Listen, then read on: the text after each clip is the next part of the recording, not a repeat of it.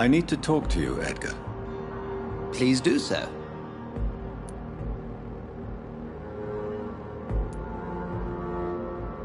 So you manage a hospital financed by a vampire? Yes, Pembroke was founded by Lady Ashbury. She's also our largest donor. If I may inquire, how did you meet her? Well, Jonathan, she sought me out and offered me the position. It's been a very profitable partnership for both parties. A convenient yet expensive way to have a fresh supply of blood on hand, day and night, don't you think? All vampires drink blood by nature. Me, I praise the lady's exemplary moral fiber. Do you know anything about the vampire hunters in the East End? Without a doubt, it's the Guard of Priwen. Zealots to the last man. Where do they come from?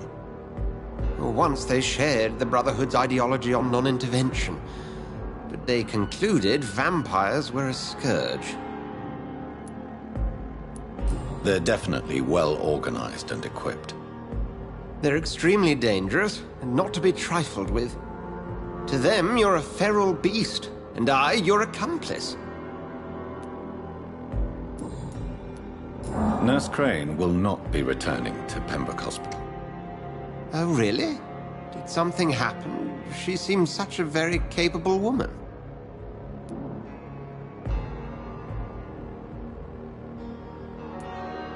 She was blackmailing Lady Ashbury.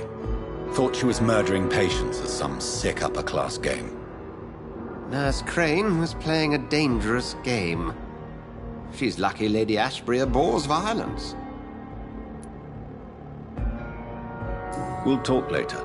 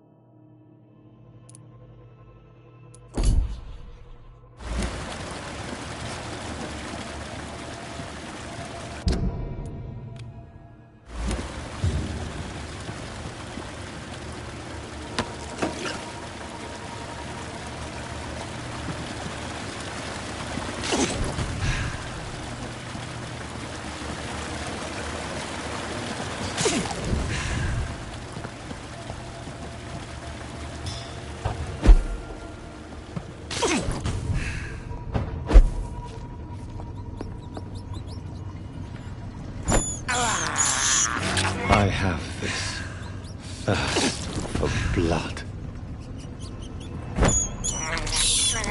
I can't believe I'm doing this.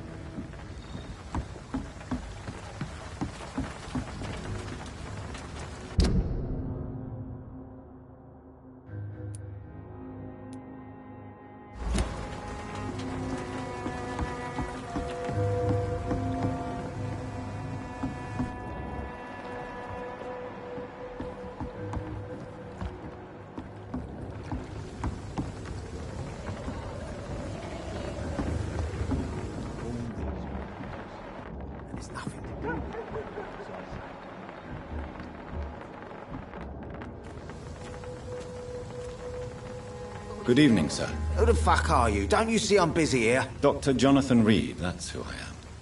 And who are you? Ah, some fancy gentleman we've got here. Clear off. We don't want strangers on our streets. So you won't tell me your name, then? The name is Booth Digby. Maybe I'll ask my boys to break one or two of your bones, just so you remember it.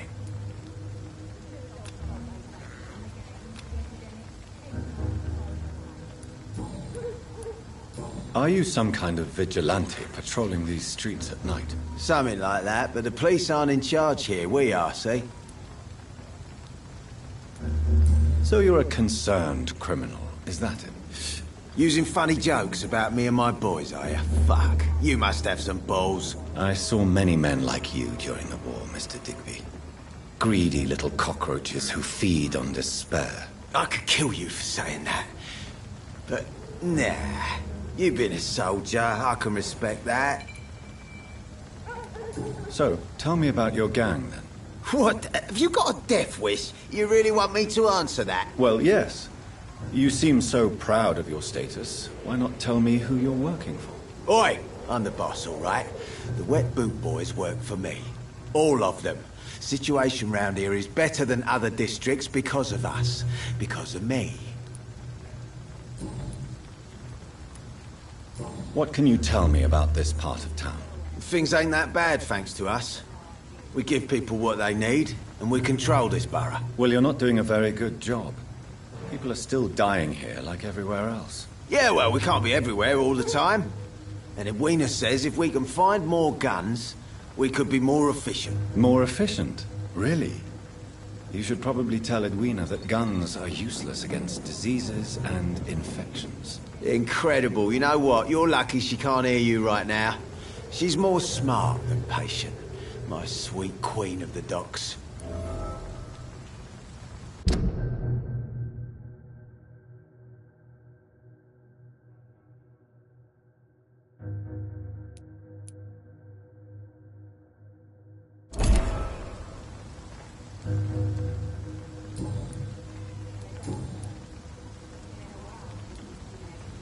I know you're looking for an honest job, Booth.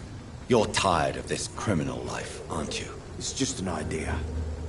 Edwina loves to run things so much. You can never really leave the gang. Wet boys for life, you know?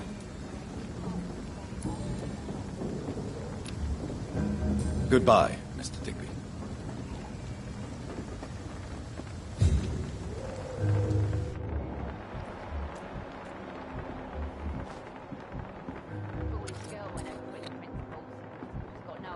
Someone's playing a right strange game.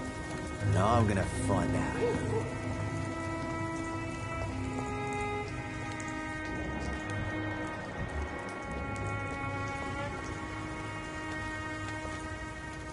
Good evening, miss. I'm Dr. Reed. May I ask you a few questions? Who are you? What do you want? As I just told you, I'm a doctor. From the Pembroke Hospital, actually. The Pembroke Hospital, you say? I don't have any money for you leeches. I'm not here for charity, Miss... Miss Edwina Cox. So what do you want then? Fancy buying something from me, maybe?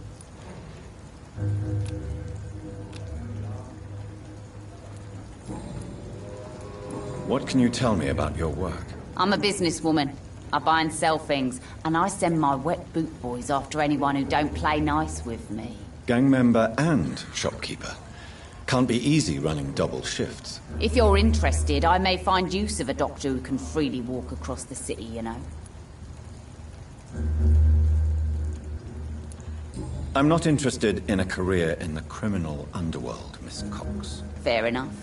Stay away from us then, if you don't want to get hurt, or worse. Since my return from the war, I don't feel that concerned by threats, knives, or even bullets, if you must know. That's exactly what that stupid trade unionist claimed after he attacked one of us. Booth and I reminded him a bullet beats words every time.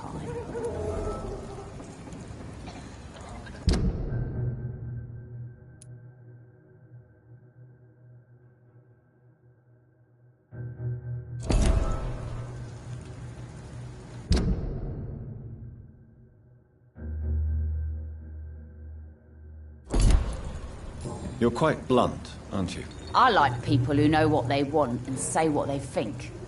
This is a time of great opportunity for those ready to embrace their destiny. What can you tell me about this part of town? You can't trust anyone around here. As soon as you lower your guard, you can be sure some arsehole will take advantage of you. You sound like you're thinking of somebody in particular. Take the gravediggers of Southwark. They must pay me every week, but it looks like they forgot who gave them permission to steal from the dead. Looting corpses in a mass grave. That is a new low. Whatever. Hey, since you're a doctor and all, maybe you can access that forbidden area and remind those bastards what they owe. Really? Don't you think that's a little bit excessive? Bastards, all of them. This region only responds to violence and threats.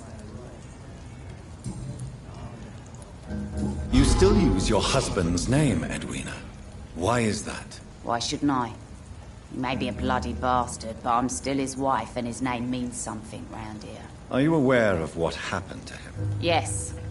I'm sure he fought till the end and looked death in the eyes. The boys will mourn him. Except one of them, maybe.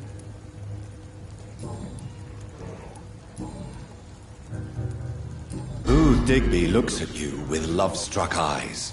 Tell me, Edwina, is the feeling mutual? You have no idea how refreshing it can be for a woman to receive all the pleasure she needs. For once. I'll take your word for it. What is it, Doctor? A woman's not supposed to talk about these things.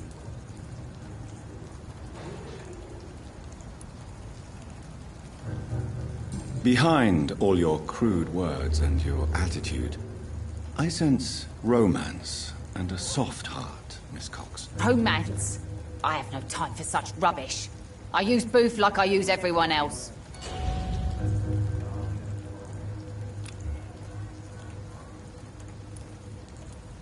Booth. You have... What is it, Doctor? Behind all your... Romance?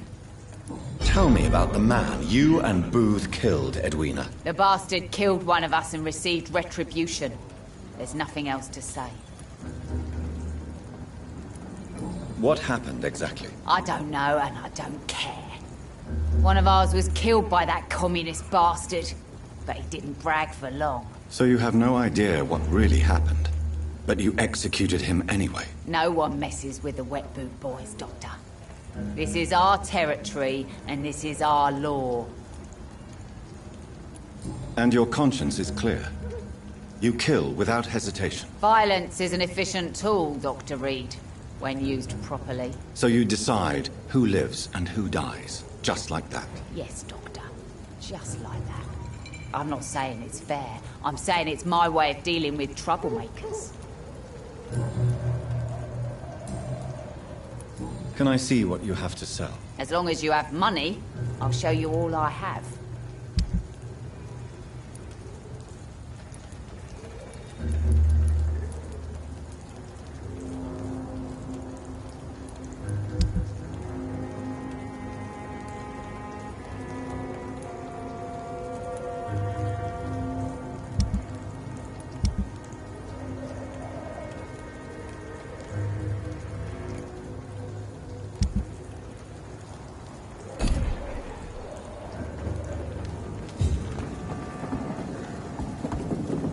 Dog's fault, they say. Then the gangs, the epidemics, everyone's throwing the You blame. again. What do you want? Tell me about the man you killed, Booth. What happened? One of us had been killed, so we had to retaliate. That's the whole story. There has to be more to it than that. No, really. One of us got killed, so the killer had to die. That's how things have always been done round here. No one gives a shit.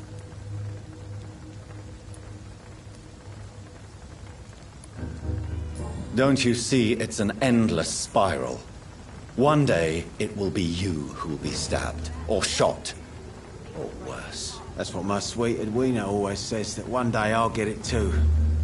But she says it with the most beautiful smile, my Edwina.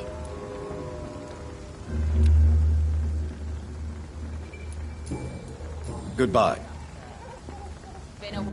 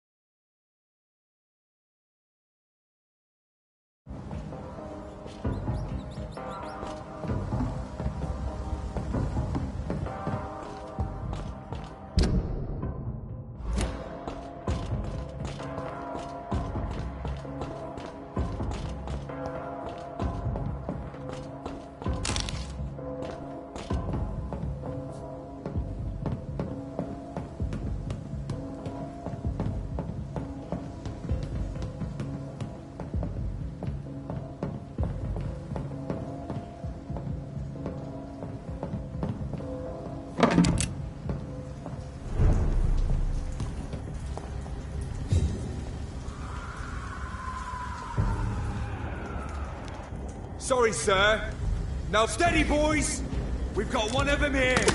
See them fancy clothes? This one's a top. I'll put it into you.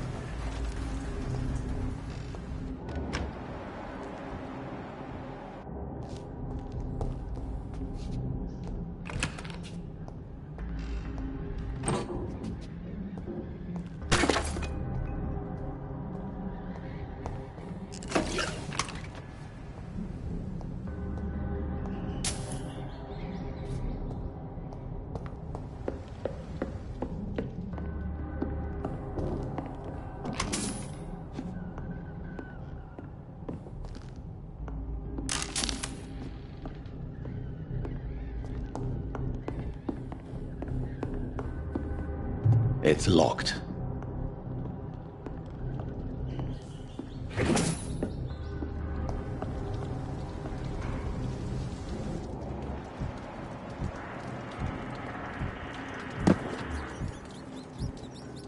Look lively! It's on to us! He's done for!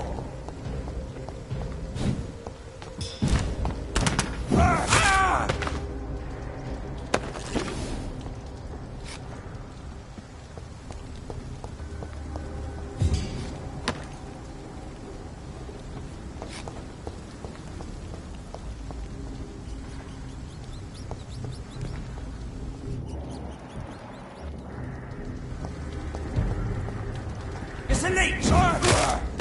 Fuck, it's fucked!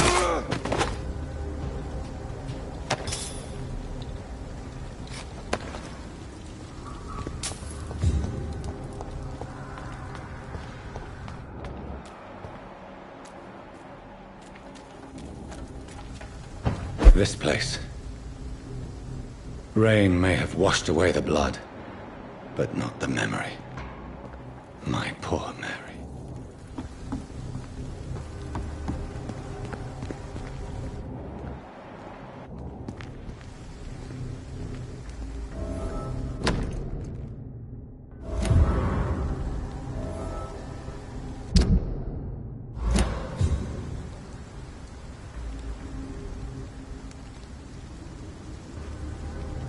This is my watch. Damn grave robbers.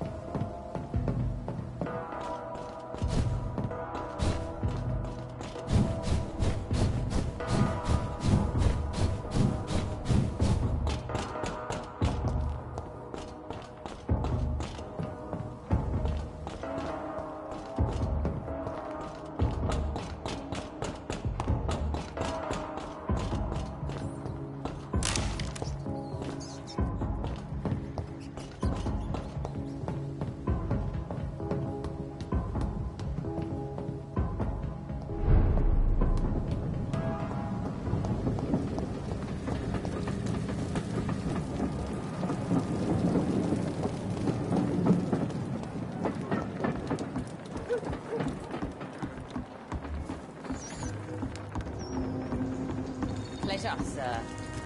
Been a while. Good evening, Miss Cox. Hello again, Doctor. I managed to reach the mass grave in Southwark. It was not pleasant. Spare me the details, Dr. Reed. All I want to know is what happened to those bastards who owed me money. I'm afraid those bastards, as you call them, are in the mass grave. Dead? Shit. That money would have been useful. Well, I'll tell my boys to avoid the place if it's that dangerous. Yes. Everybody should avoid that place until further notice. Okay then, Doctor. It looks like you deserve your reward after all. The Wet Boot Boys thank you for your help.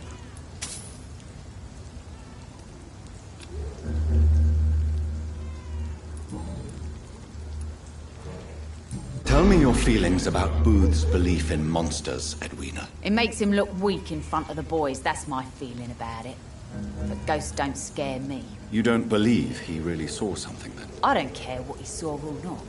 All I know is that a real man keeps his fears to himself if he wants to be obeyed.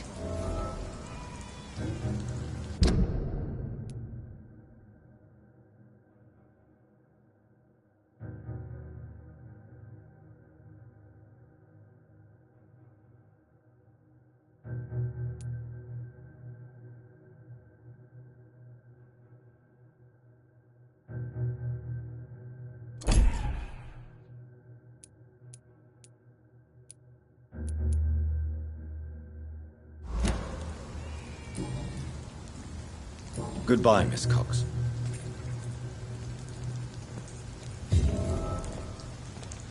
Pleasure, sir. It's been a while since we've seen any new faces around here.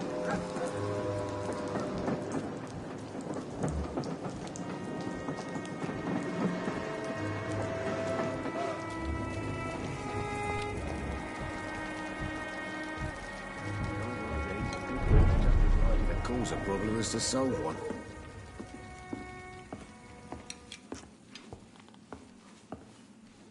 Good evening, sir. Whatever.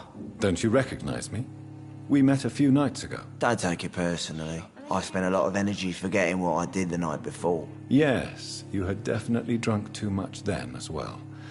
I'm Dr. Jonathan Reed. I'm Dyson Delaney. I'll try to remember you. This time.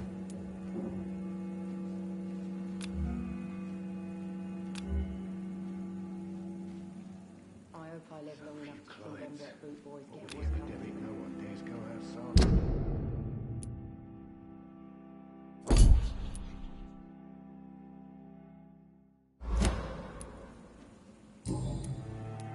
What do you do for a living, Mr. Delaney?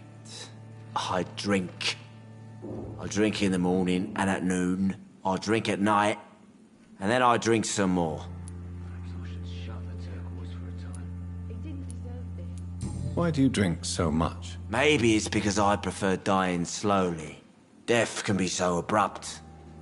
Personally, I like to see mine coming at my own pace. You sound very sad, sir. That's because I am, Doc. Inebriation aside, do you need medical help? Yes, I feel sicker than usual these days. Take this, then. And perhaps you could try to slow down the alcohol intake, too. Hey, Doc, you don't really want me to stop the only remedy I can afford.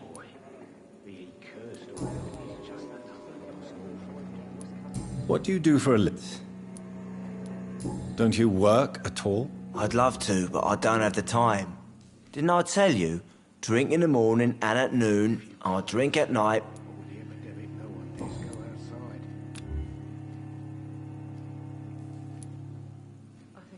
Is there anything in particular that you like about this part of town?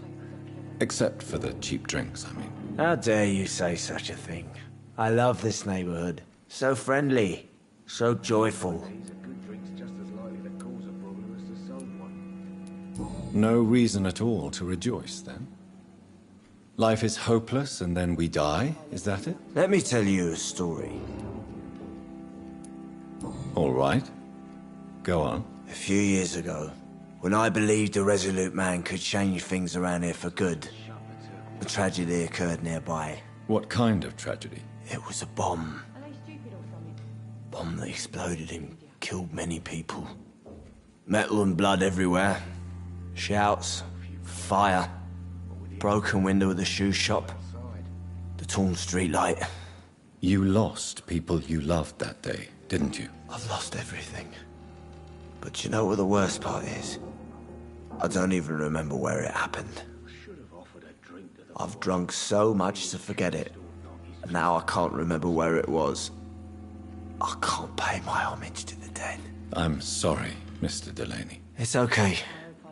If you ever find the place, just leave a flower for me there. Even if you tell me where it is. I'm not sure I'd memorize it.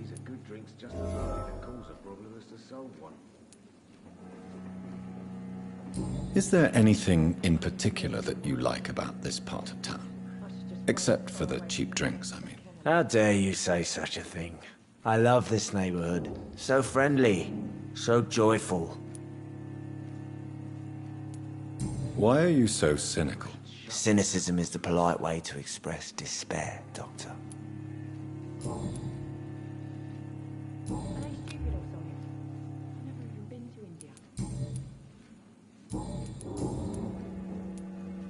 Surely you must have had dreams and expectations when you were young, like everybody else. Sure, I wanted things to change.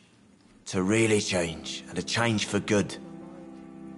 The bigger the dream, the harder the fall. Sounds like you were an idealist, which is honorable. No, sir. I was an anarchist and I believed that exclusive property is a robbery in nature. I wanted a new world to rise from the ashes, Dr. Reed.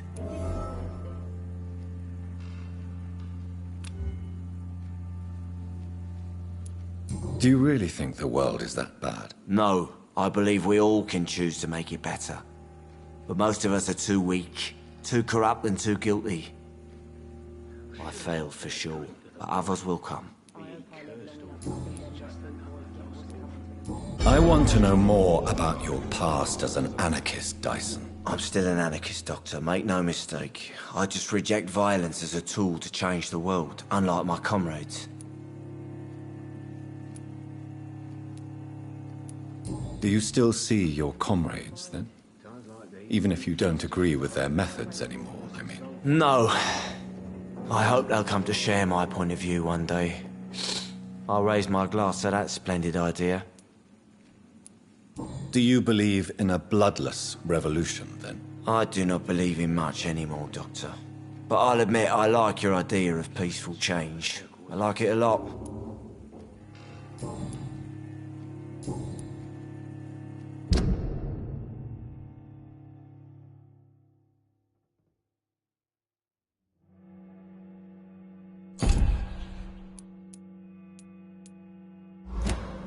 Goodbye, Mr. Delaney.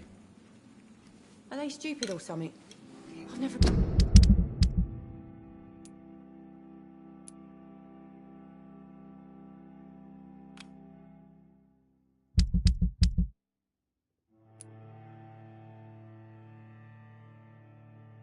been to India.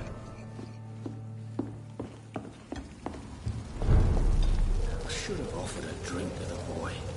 Being cursed or not, he's just another lost orphan.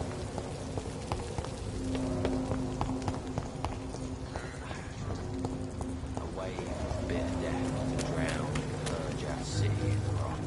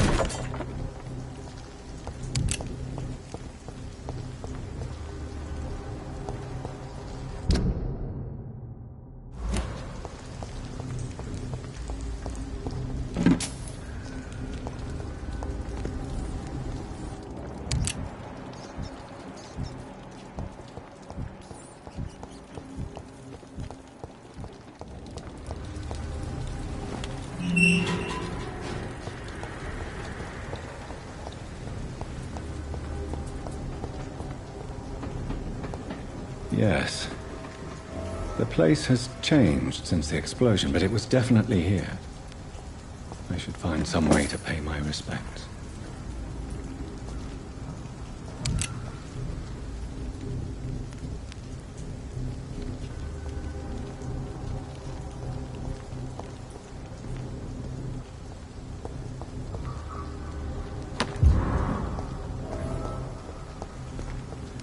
May all who suffered from this tragedy find or rest in peace.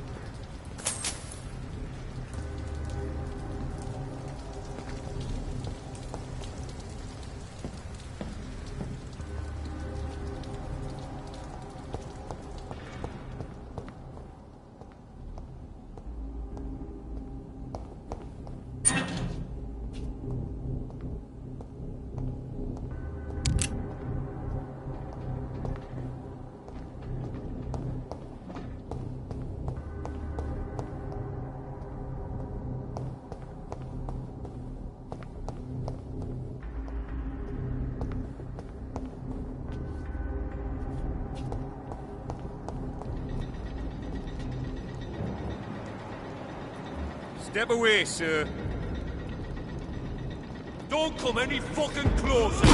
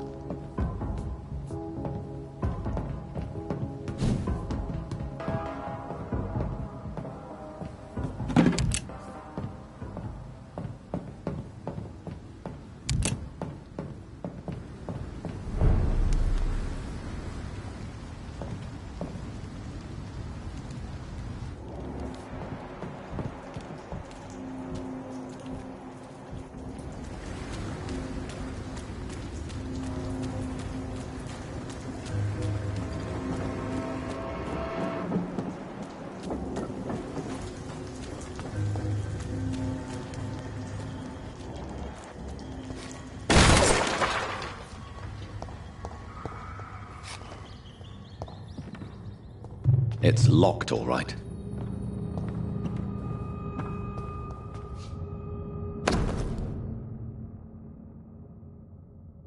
From Seymour to my beloved mother, Stella.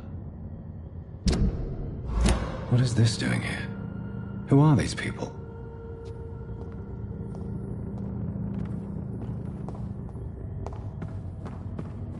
It's locked.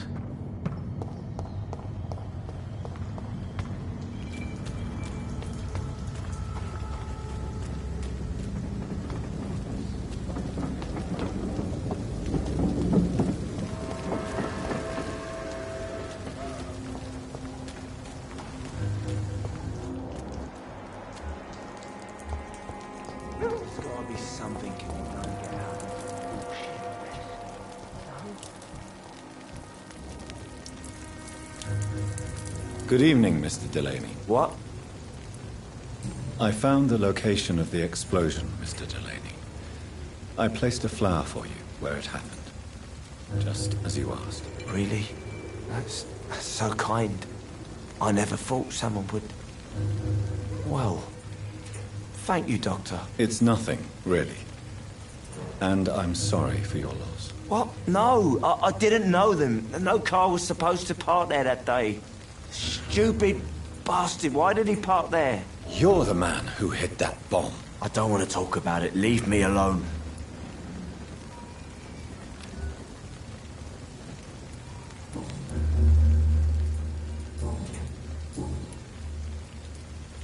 I want you to remember the bomb, Dyson.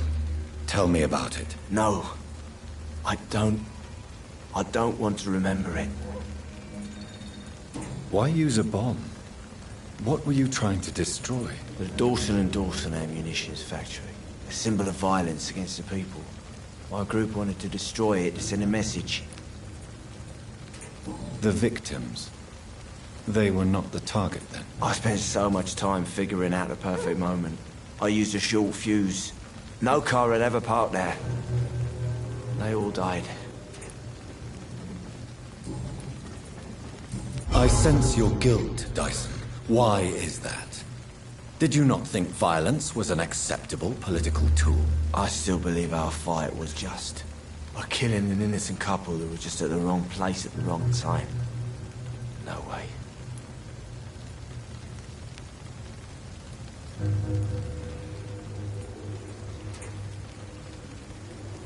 You made a mistake. A terrible mistake. Maybe an unforgivable one. But that does not mean that you are a monster. I swear I did not want to kill anyone. I did not hide in the shadow to kill on purpose. That's my only defense.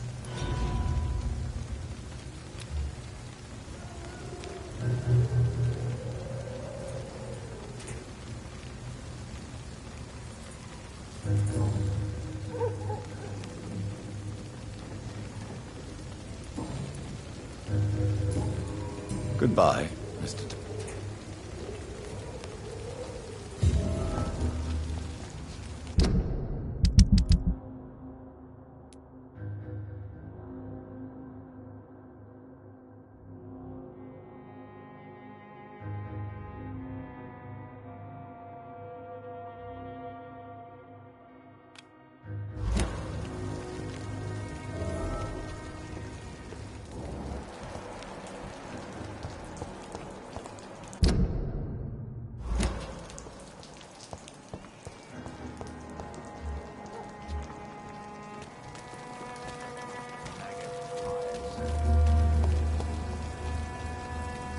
Good evening, sir. Good evening. Why must it always be a good evening? I was just being polite. I'm Dr. Reed. I'd like to ask you some questions, if I may. Don't like questions. Or doctors. And the name is Seymour Fishburne, if you must know.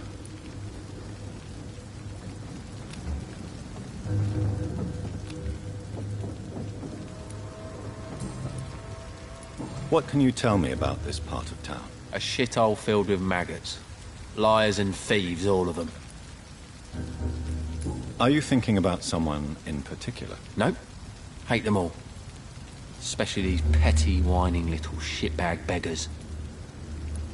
Is there no one who deserves your leniency, then? Well, Tom from our local is somewhat of a decent bloke. At least, unlike most maggots, he knows how to listen without opening his trap. What's your occupation? I take care of my mum. That's what I do. She's the only good thing in my life. Even though I don't treat her so good. You seem upset. Is something bothering you? I lost the necklace I bought her. I'm a fucking idiot. A worthless idiot. Sometimes it's hard to be a good son. I just want her to smile. No, I was thankful for her patience, appreciated like... God knows she deserves it.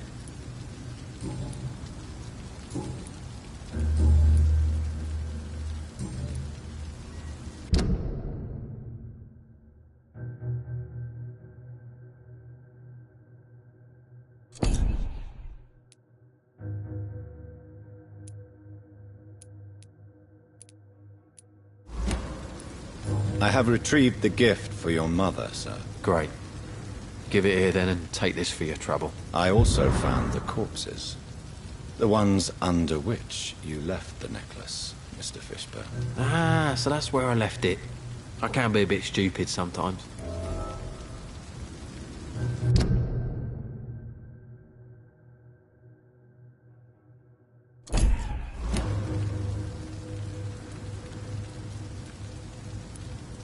Have you no remorse? You don't even deny your crimes. I have many weaknesses, Dr. Reed, but lying about who I am ain't one of them. You're not a mindless animal, Seymour. Surely you have something to say about these murders. Speak up and I will listen without judgment. Could be right, Dr. Reed. Maybe it'll do some good to confide in a gentleman like you. You being educated and all.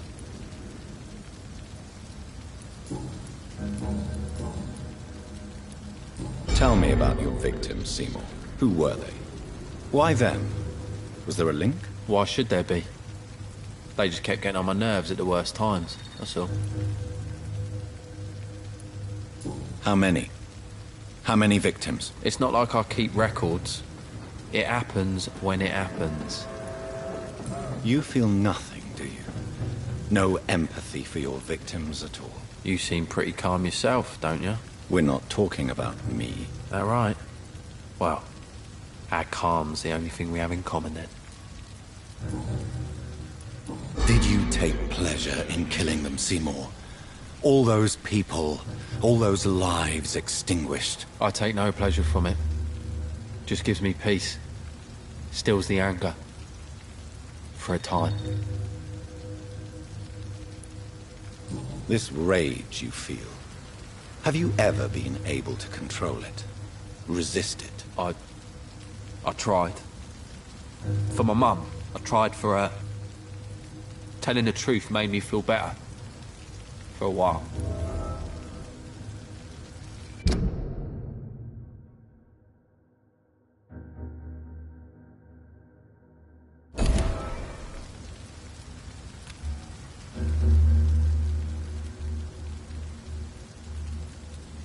Don't you think you should seek help?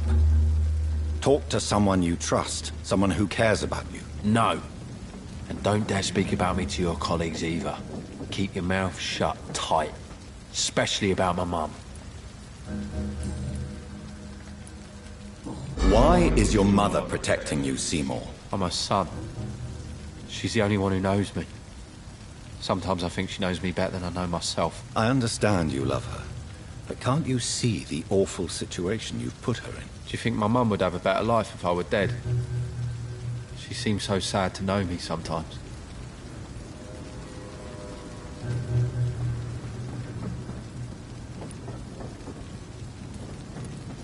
I understand your mother's situation.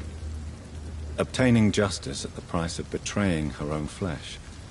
It's quite a dilemma. It might be my mum's wish that I end up swinging from a hangman's noose. But she wouldn't want to be the one who ties a knot round my neck.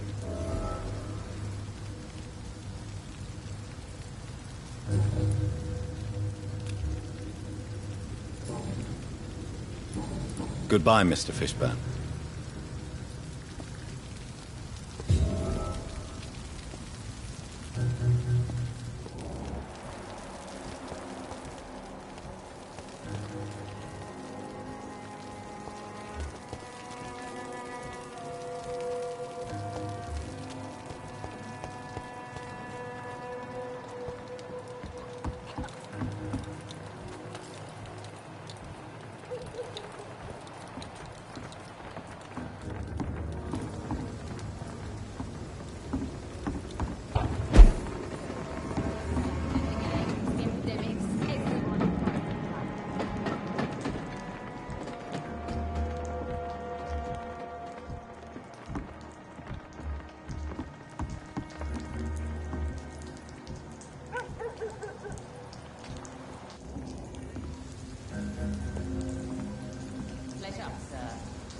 Been a while since we've seen any news.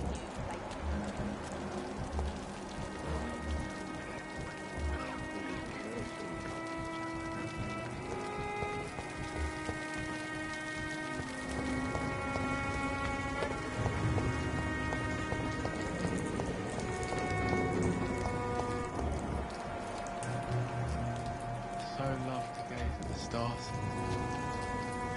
The fog's been hiding them. Hello, boy. Hello. Good evening. Did I scare you? You have nothing to fear from me. No, it's just that people prefer to avoid me. Well, I won't. I'm a doctor. My name is Rufus, sir. Rufus Kingsbury.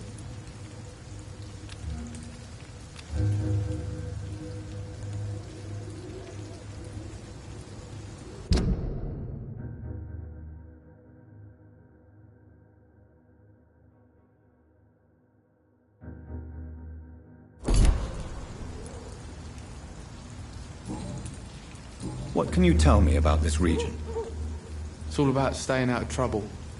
But since most people prefer to avoid me, it's pretty easy. Why do people avoid you? They call me Rufus the Curse. Around here, I'm a bit of a bad luck charm. Have you ever thought about leaving? Where else would I go? At least I know these streets and some people around here. This is my city, for better or worse. What do you do around here, Rufus? I listen to the news on the docks, sir. And I smile at those kind enough to spare me a bob.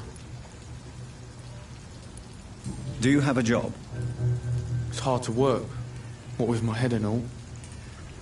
Since I was a boy, I've always had trouble remembering what I do and why I do it. What do people say about this place? Things have been tense between the wet boot boys and the communists. They both feel they should run the dogs.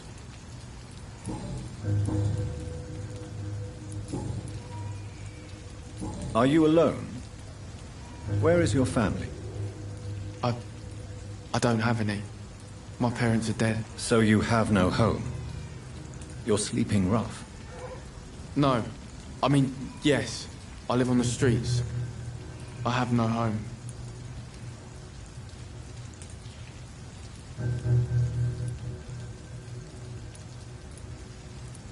This city has abandoned so many of its children. It's tragic. Well, I've known worse. I'm not all alone. I have Mrs. Fishburne. She's been very kind to me. Why do you think she's so considerate? I can't say, sir. I guess she's a good soul. Sometimes it's like she replaces the mother I lost, even if we're not related.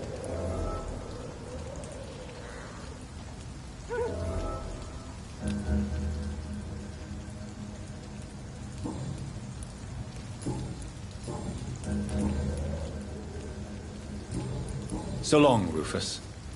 Be careful. Take care. Am I really cursed? It would explain so much.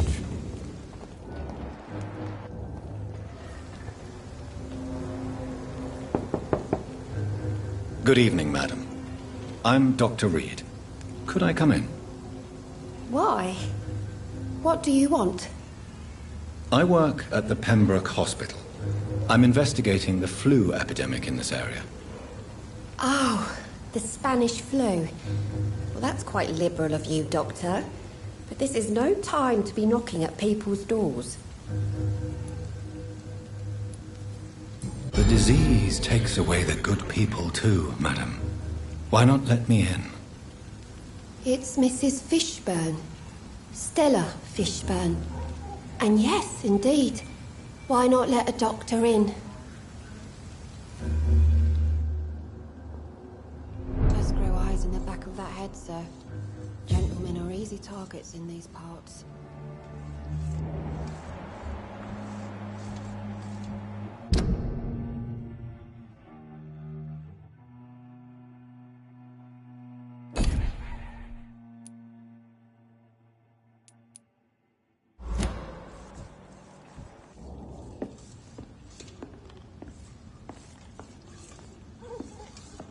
It's locked, all right. I can't remember the last time I had a good sleep. I've been nothing but worry.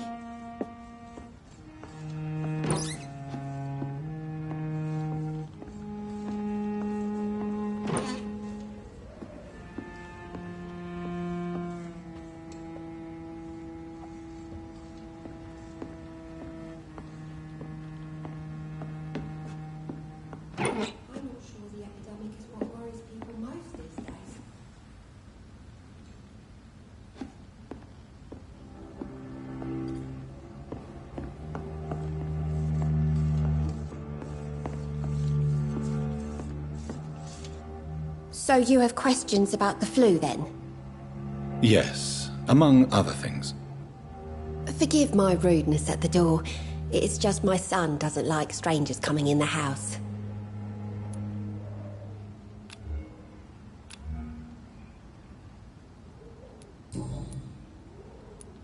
How is life around here?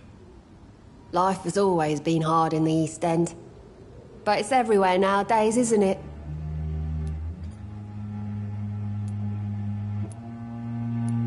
Do you think the increase in violence has anything to do with the epidemic? Don't know. But it's most likely linked to the gangs, if you ask me.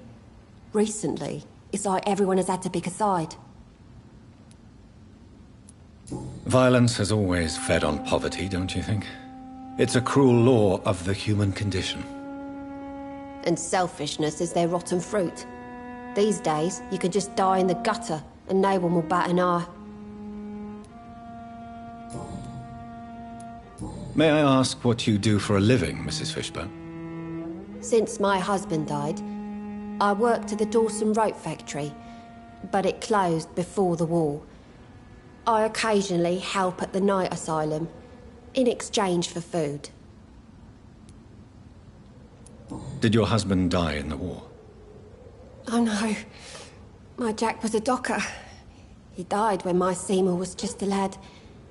The poor boy saw his dad slip and fall from that scaffolding. How do you pay the rent, then? My Seymour works at the docks, just like his dad. He's very attached to the house he grew up in. It's not always easy, but we get by all right. The orphan that regards you as a mother. Please tell me about him, Stella. You mean Rufus? I wish I could do even more for the poor boy. Most people are so selfish. But you're not. Years may have passed, but I haven't forgotten how it feels to go through days with nothing but an empty stomach.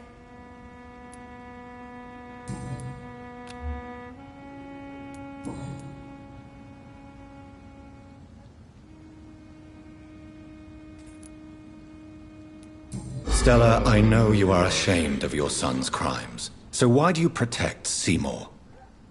I can't report my own son, can I?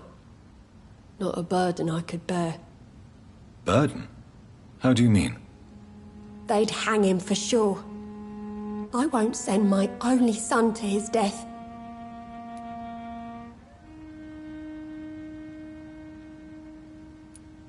I'm convinced you raised Seymour the best you could. You're not responsible for what he became. If someone ever found the courage to speak to the police, I will take my share. Your son's gone way beyond simply bullying people. He has a taste for blood, and you know it, don't you, Stella? One night, he told me straight up, in his own words. It was several days after one of his episodes. Why did he confess? Did you suspect something? No. I guess he wanted his old mum to help him fight his, demons. Did Seymour tell you everything that night? More than I could stand. The words he used to describe his hate, his rage, how he feels when he's done it.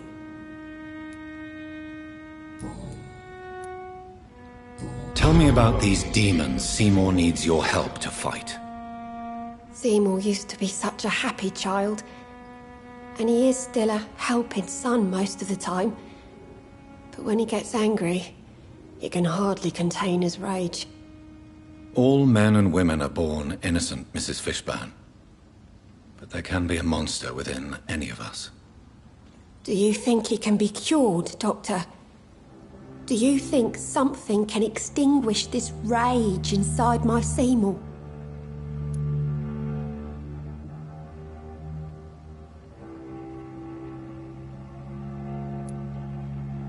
I'm afraid these demons, as he calls them, are just a delusional justification to distance himself from his actions. There ain't no hope then. Somehow, somewhere, my son has turned into a monster, and nothing will bring him back.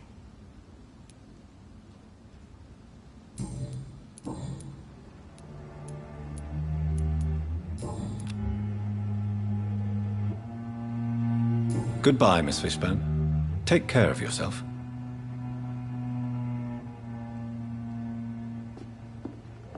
It's locked. Please don't stay too long, sir.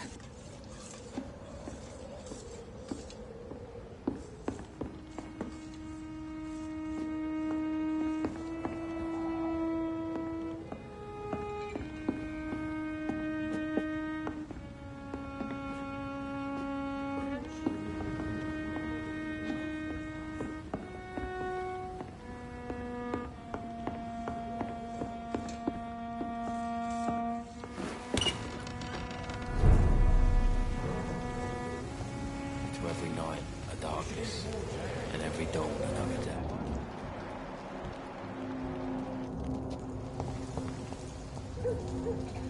Good evening, Mr. Yeah.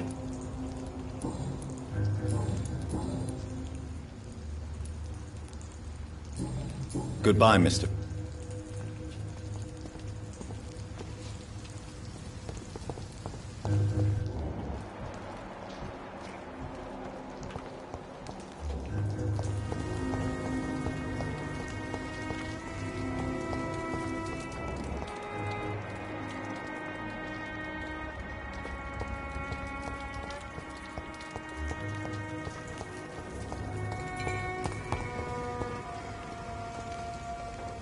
Evening, Rufus. Evening, Mr.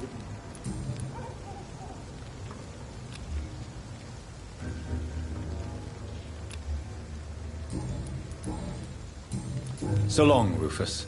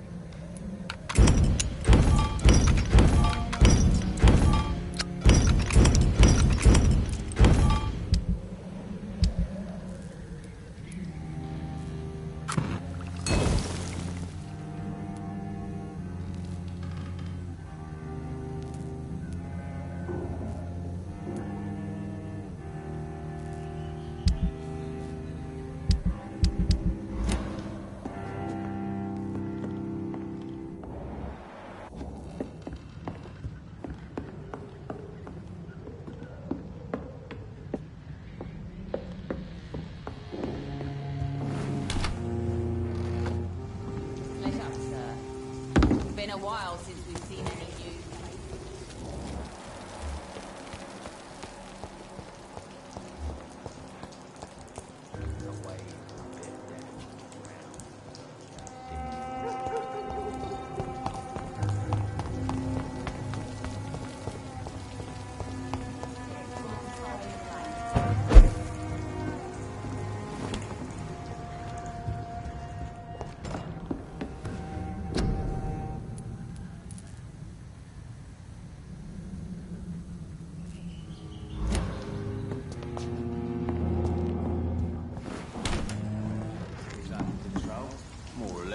Don't forget to keep an eye out for this garden.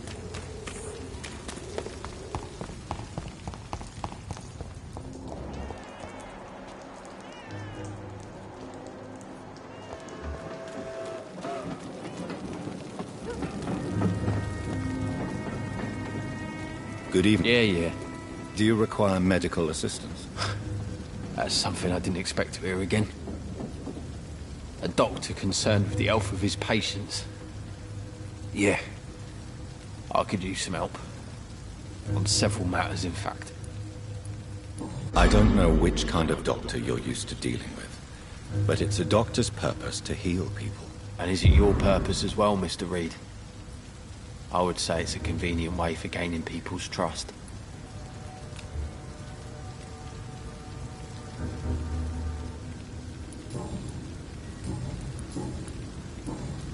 Goodbye, Mr.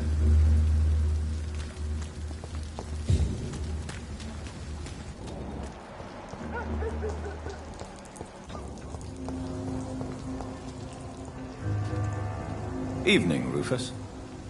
Evening, Mr. Do you need help?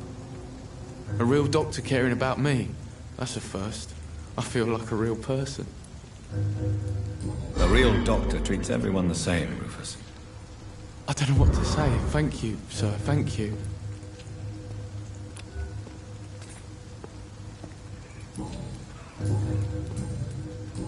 So long, Rufus.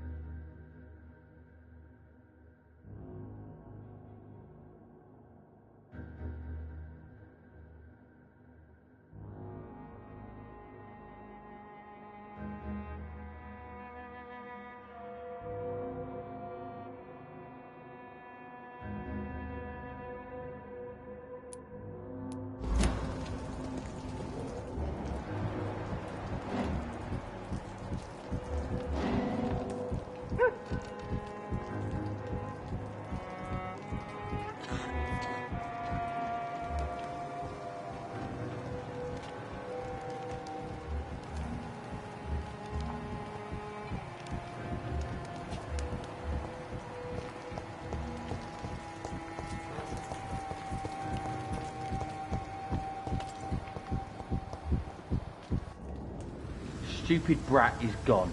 Good. I was tired of the maggot always hanging around our house anyway. My God, Seymour. Have you hurt the boy? Of course not. Why do you care so much about that cockroach? Do I need to talk to rats to get some attention too? Don't be so childish. You know I love you, Seymour. But you worry more about that stupid maggot. Don't speak about him that way. Rufus has always been the kindest boy. Yeah? Unlike your real son, right?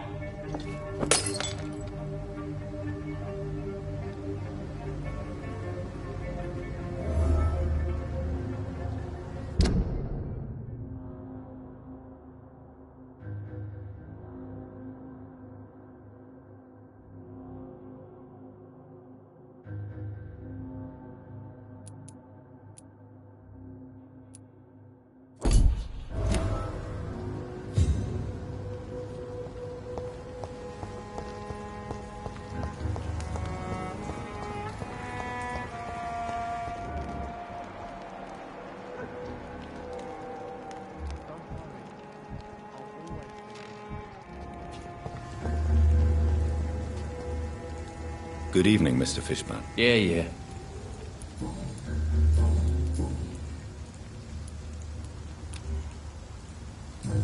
Goodbye, Mr.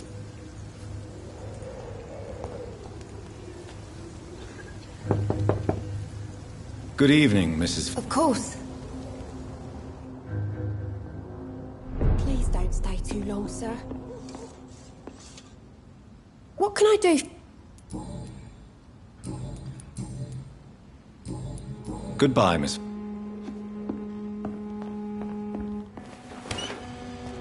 can't remember.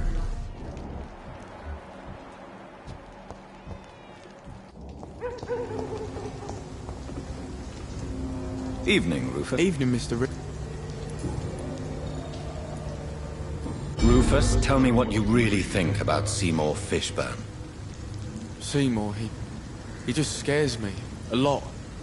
Actually, he scares many people round here, even big fellows. You mean his brutality is infamous, even in this shady part of town? That's impressive. Yes, sir. How someone like that can be related to Mrs. Fishburne, well, it beggars belief.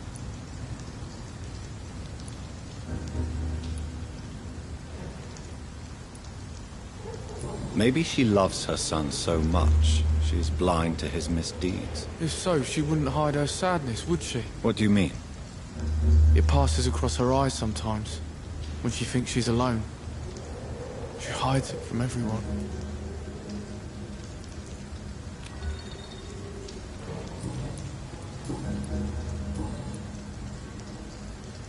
So long, Rufus.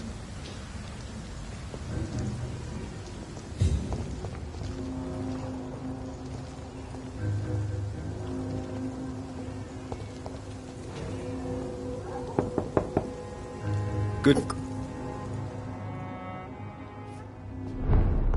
Please don't. What can I... Goodbye. Please don't stay too long, sir.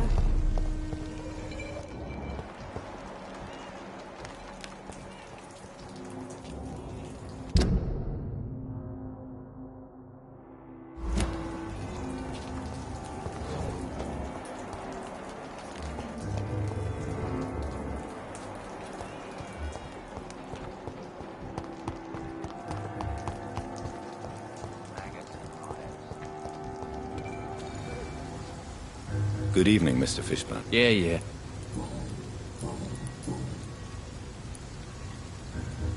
Seymour, why are you scaring young Rufus? I don't like his act that gave me mother's trust. I don't like it at all. Little bugger is like a fly around shit.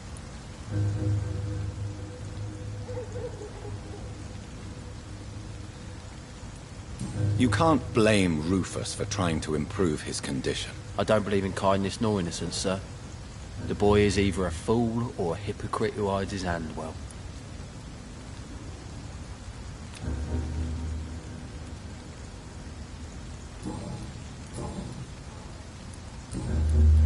Goodbye, Mr.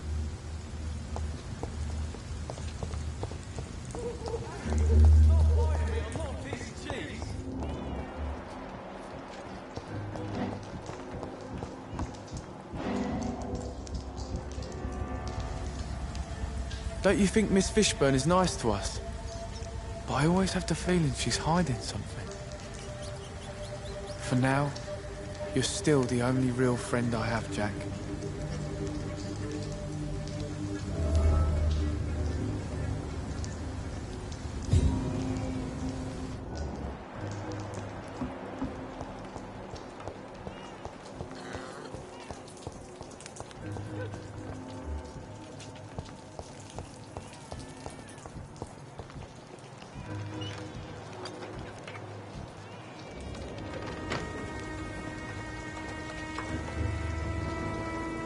Evening, Rufus. Evening, Mr. Reed. How come you consider it your only friend? I found Jack when he was a baby, alone amongst dead rats. Poison, probably. He was the weakest, but he survived. Just like me with my parents. Like you and your parents? When I was 8, my parents died in a car accident. Rumour says I didn't get a scratch.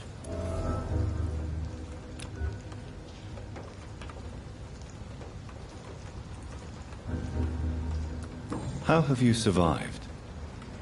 Did anybody take care of you? I don't have any family left, really. Except for the good Mrs. Fishburne. She's like my family now. You don't remember the accident? No. I was little back then. It's been a blurry mess and very quiet in my head ever since.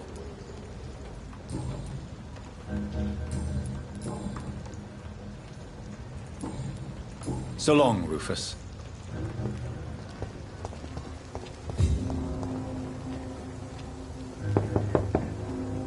Good evening. Of course. I can't remember the last time I had a good sleep. What?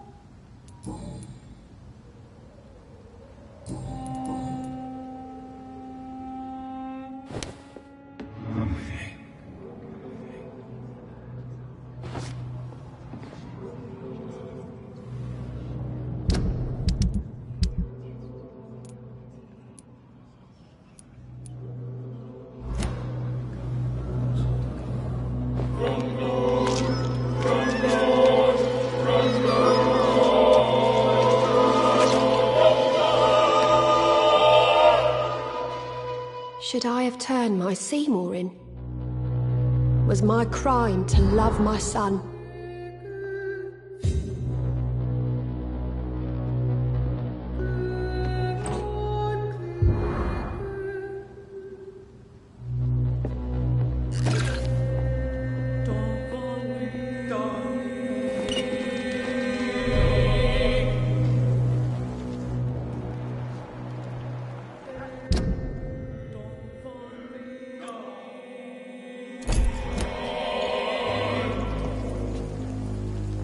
Evening, Rufus. Evening, Mr.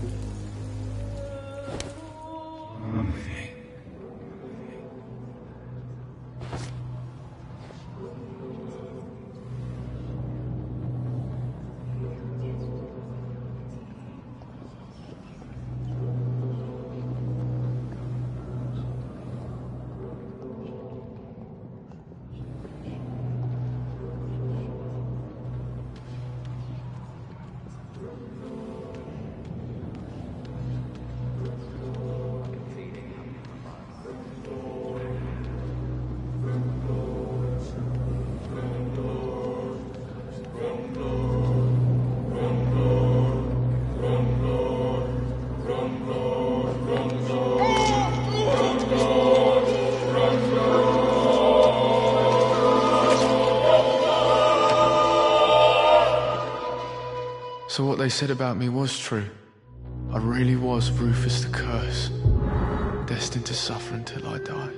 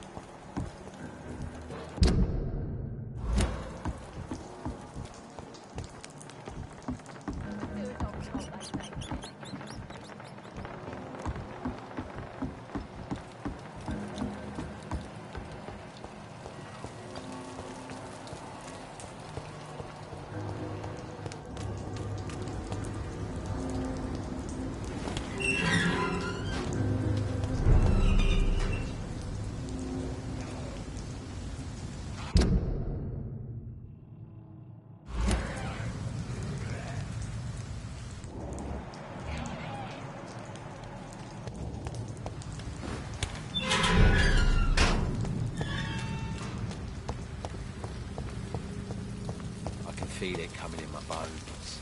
The hatred. A wave of bitter death.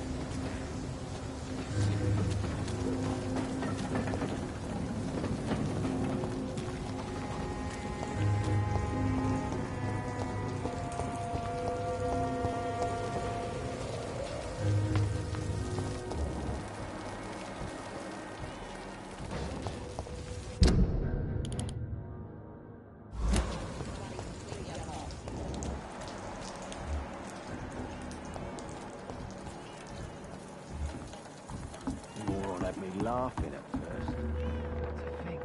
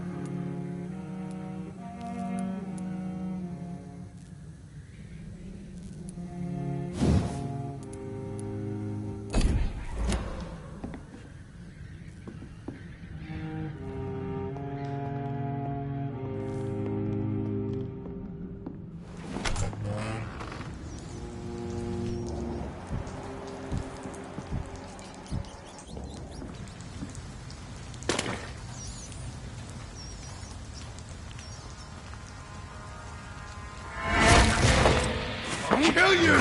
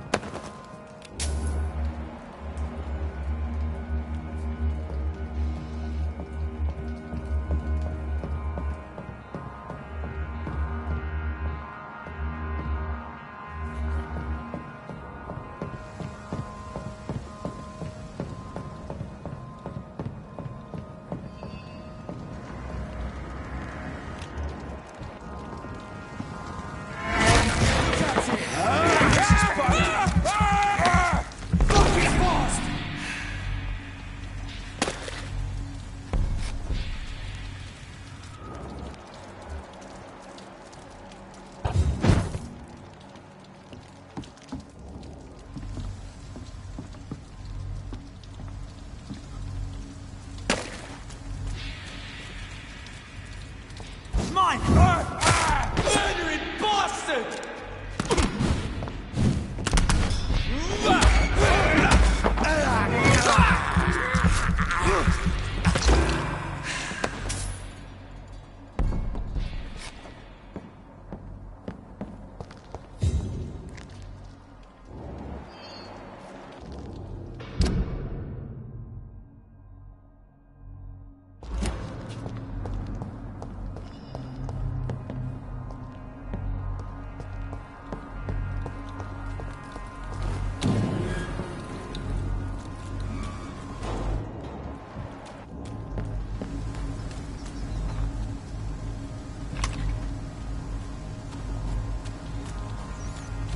It's locked.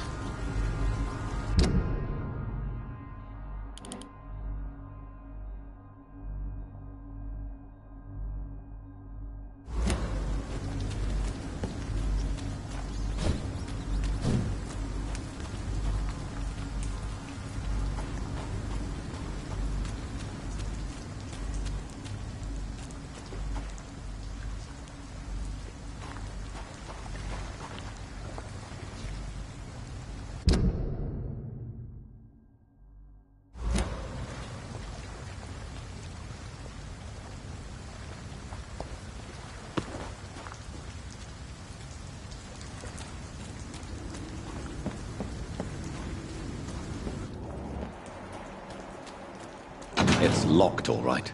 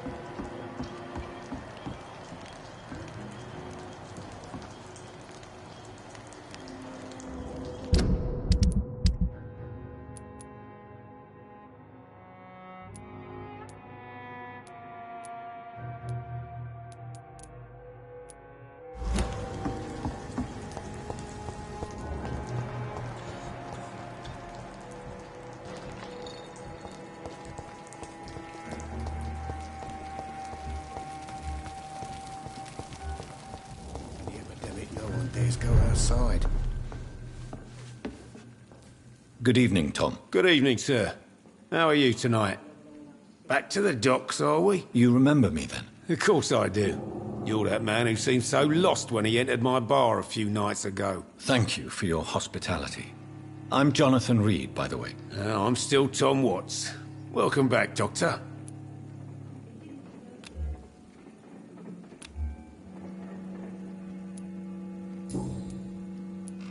What can you tell me about this part of town? It's not that bad.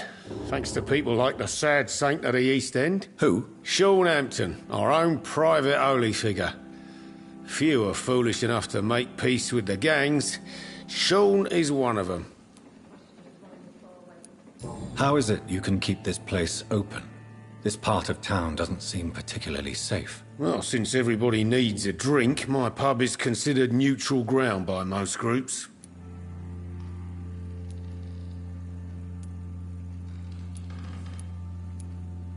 You're something of a figurehead around here. I'm only pouring alcohol for everyone to forget their troubles. Sean Hampton is the one giving them long-term hope. I see. So you get pressure from all sides about how this place should be run, do you? Or something like that. Nothing that a few wise words and a bottle of gin can't solve. Since I'm here, is there anything I can do? Well, perhaps, Doctor. Peace partly depends on my stock of gin. With the epidemic, my supplies are running low. How could a physician help you in this matter? I have a small warehouse just past the quarantine line. Perhaps, with you being a doctor, you could go there and come back? Doctors aren't immune to disease, you know. Very well. Show me where it is. I'll see what I can do. Oh, thank you, sir. Here's the key to get in. You're about to save many dry throats.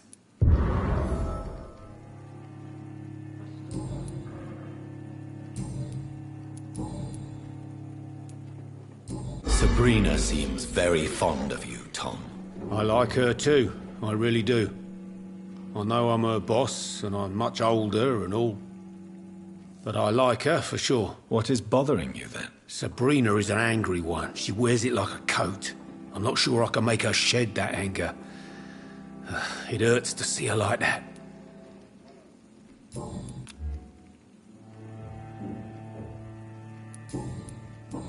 Goodbye, Mr. Watts. Perhaps I should shut the turquoise for a time.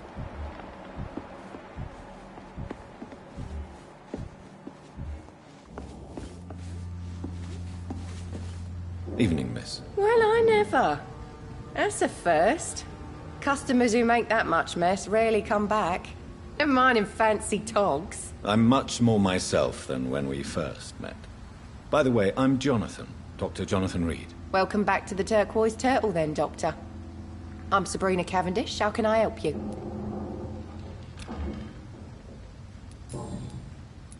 What can you tell me about this area? People don't appreciate that line of questioning round here. You best be more careful with what you say, sir. You look concerned, Miss Cavendish. This is a bad borough. Most people I know are afraid. Most locals will rob you blind, or worse. You best mind your step.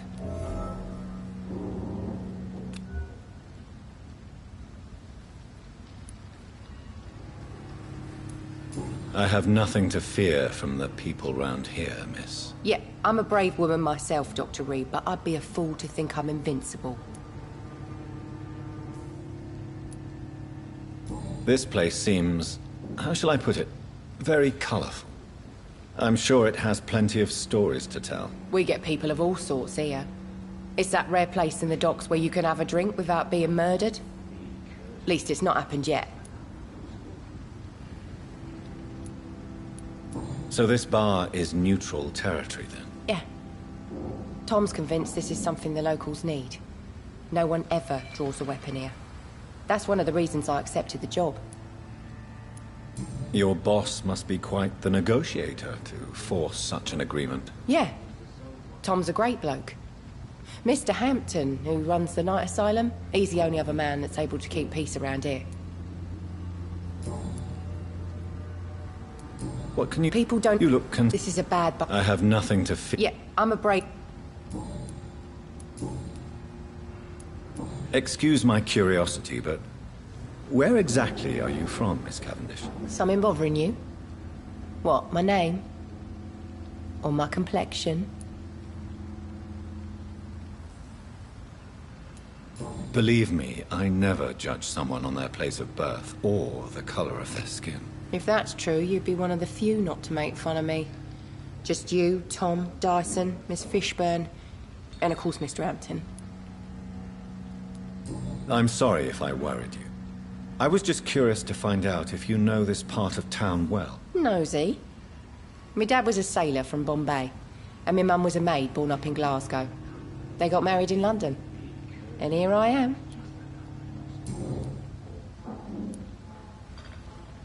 Sabrina, tell me about your true feelings for your boss. I love Tom. Not ashamed of it. Don't care if the customers joke about it, neither. Who's mocking you? I mean, we're always together. People will talk, won't they? Does Tom love you? Yeah, but he's always reluctant to take it further. It's not because I'm younger, or because of the colour of my skin. He hates jokes about us.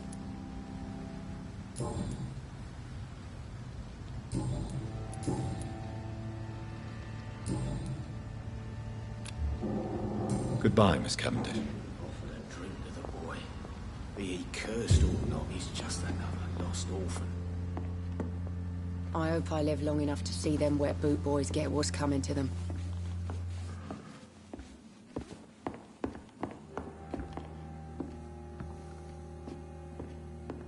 So few clients. What with the epidemic? I've never even been to Welcome back.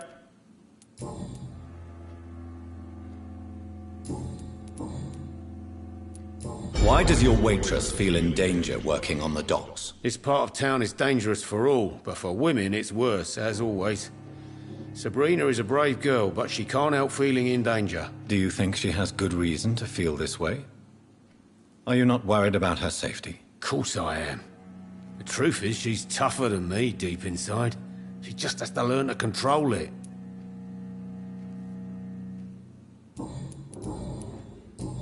Goodbye, Mr. Watts.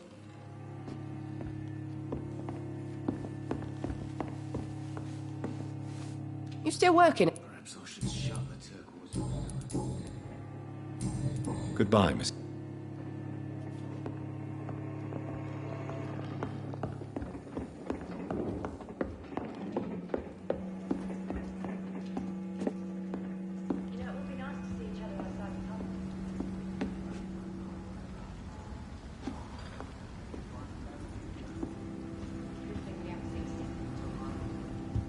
Dyson has stopped coming in every night.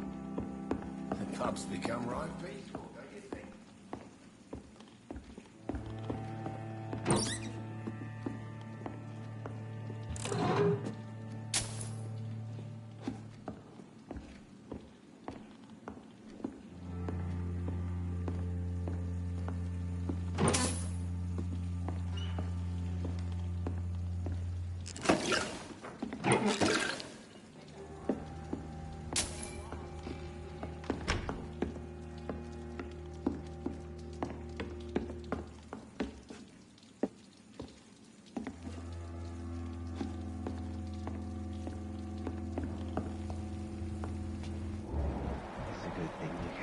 me now, Mum.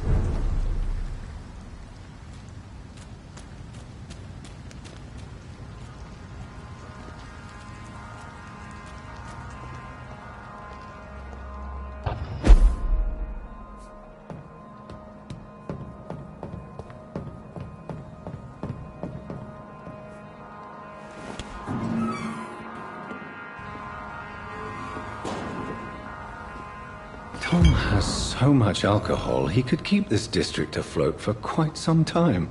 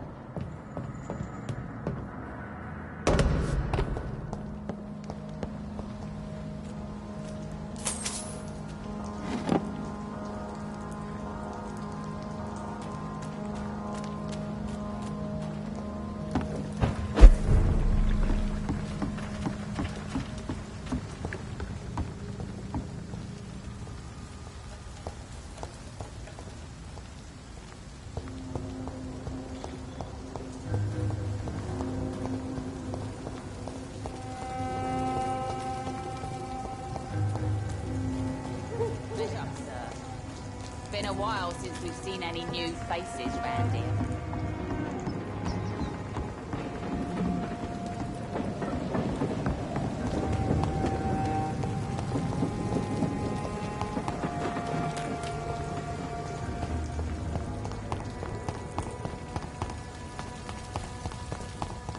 Times like these, a good drink's just as likely to cause a problem as to solve one.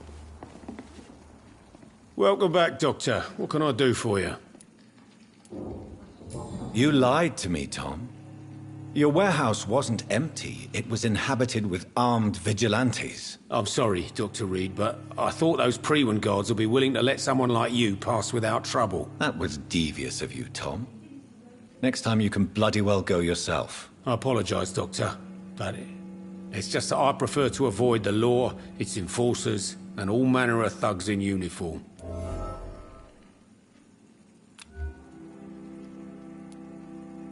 Here is your booze. I hope it will appease your customers. Just try not to kill anyone with this poison of yours. Believe me, Doctor, most of my customers are less agreeable when sober.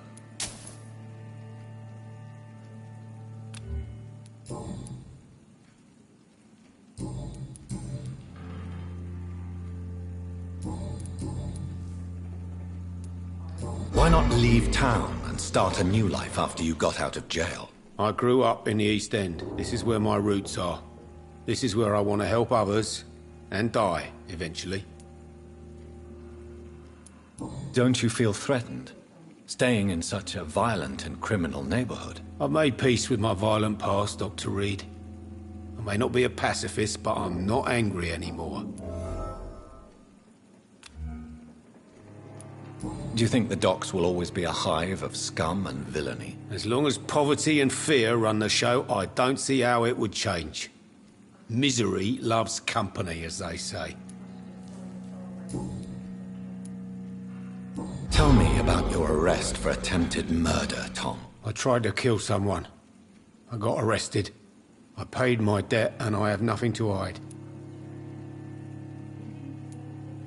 So you mean your customers know about your sordid past? Yeah, why do you think this is the last pub open? I have nothing to hide and I don't judge. That's a relief for many round here. Do you think prison changed you? Made you a better man? Oh, I don't know about that. All I brought back is bad memories, scars, and an ugly tattoo of a blue turtle. But do you feel cleansed of your sins? All I know is that I'm at peace. I did what I did, but I wouldn't do it again. Does that make me a better man? I don't know. You attempted murder. Give me some details. I was given an order to kill. I was an obedient gang member at the time. A proud, wet boot boy. Why did you join the gang? Because I finally felt useful. Do you have any idea what it means to feel respected when the rest of the world shits on you? So you were ordered to kill someone. What happened then? I don't know if you can possibly understand, but I couldn't kill him. I just stood there pointing my gun. Someone saw me. I gave up. Why couldn't you shoot? My target was eating in that fancy restaurant with mirrors and music. He was eating, drinking, laughing. He was having such a good time. I hated him for his bottomless appetite and easy life of easy pickings. And then something happened.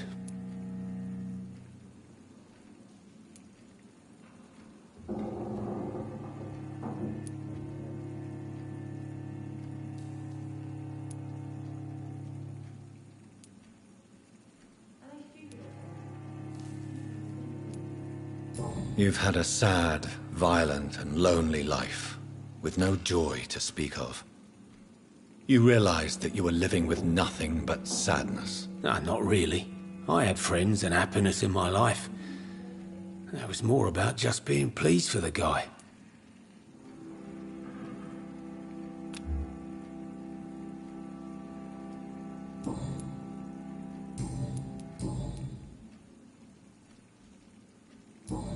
Goodbye, Mr.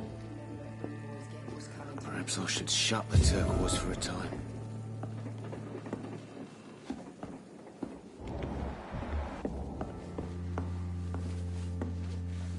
You still what?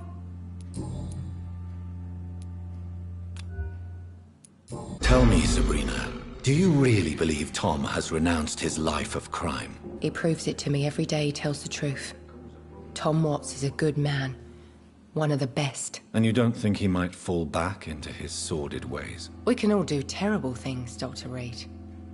And we never know what we're really capable of until it's too late.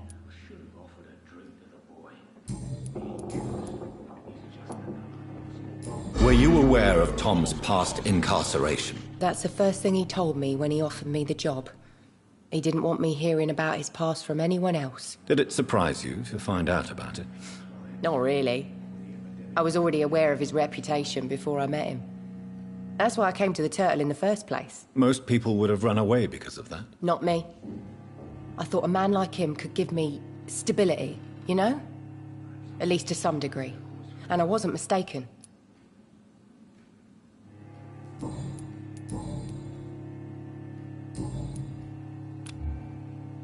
Goodbye, Miss Kemp.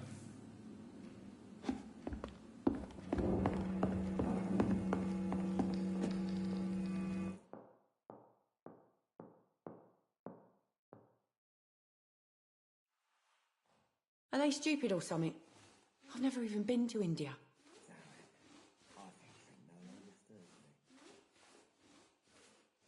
Welcome back, Doctor. What can I do for you?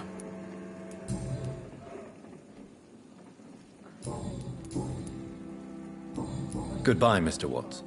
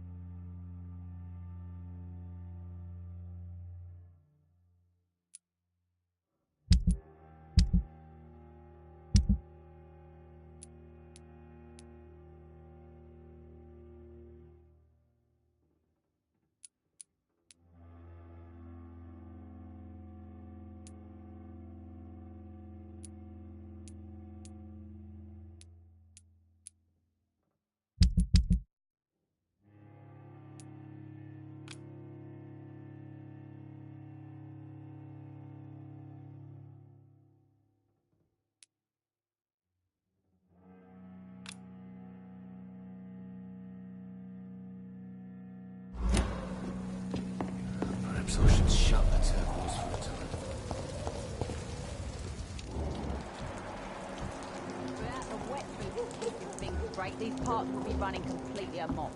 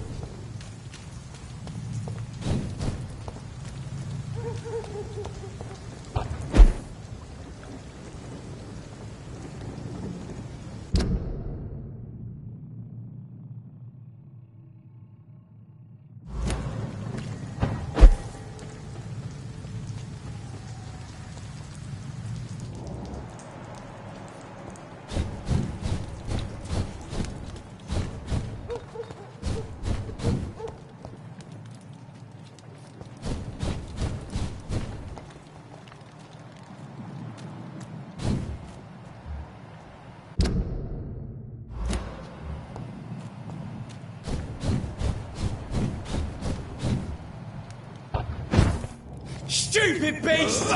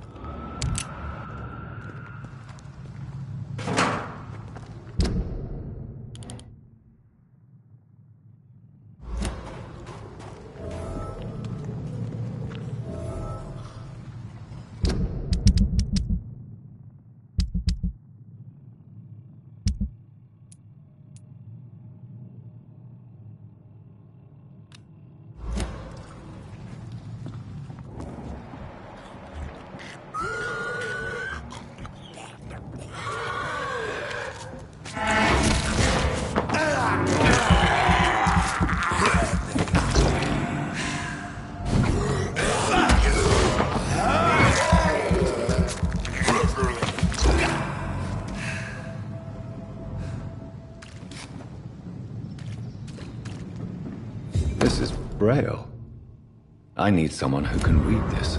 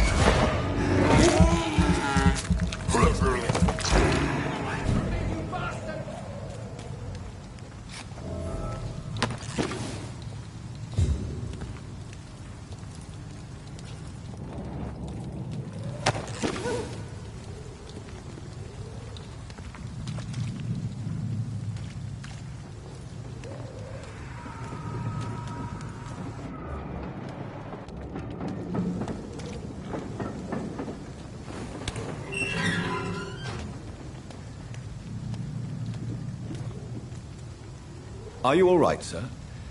What are you doing in a place like this? I'm not sure that's any of your business. I hope you realize that staying here will put your life at great risk. Pah! I'm not afraid of these guards of Priwen, or whatever these thugs call themselves. I can still kick some respect into those youngsters. I wasn't specifically referring to them, but are you really after these men? Why? They took my boy! I've had no news since he joined that crazy gang. So I decided to come and find him myself, to get some answers. I see.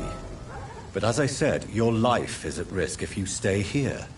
And I'm not referring to the gangs either. You should leave, sir. Well, this part of town used to be nicer, let's say. Perhaps you're right. This isn't the best way to save Andrew.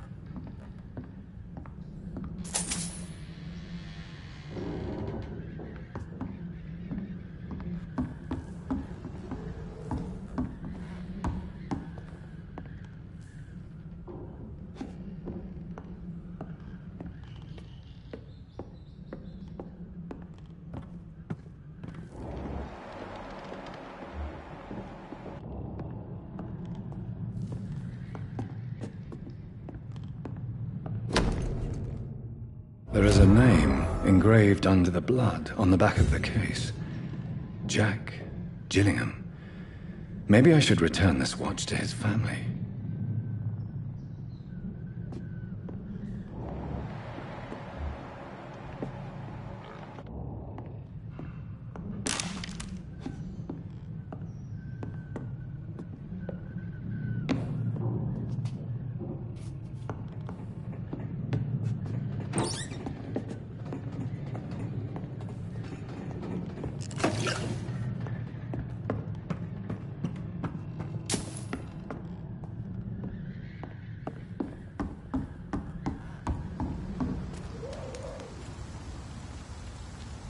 Are you sure you'll be able to reach the docks alone? Young man, I am perfectly capable of defending myself.